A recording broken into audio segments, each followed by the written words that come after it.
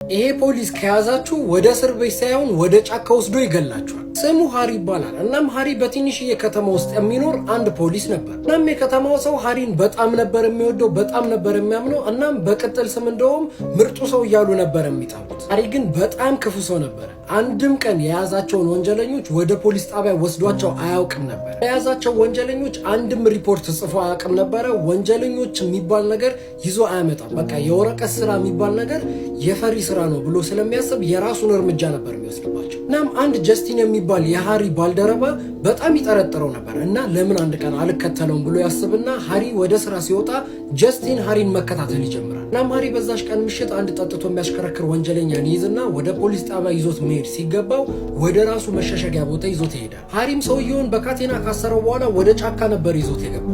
ጀስቲንም ግን አሁንም ድረስ እሱን መከተል አላቆመም ነበር። እናም ሃሪ ልጁን ወደ አንዲት ጎጆ ከወሰደው በኋላ እዛ አስገብቶ ያስረዋል። ጀስቲንም ወደ ቤቱ ተደብቆ በመግባት መፈለግ ይጀምራል። ጀስቲንም በሚሽከረከርበት ሰዓት ላይ በድንገት ዕቃ ይሰብራል።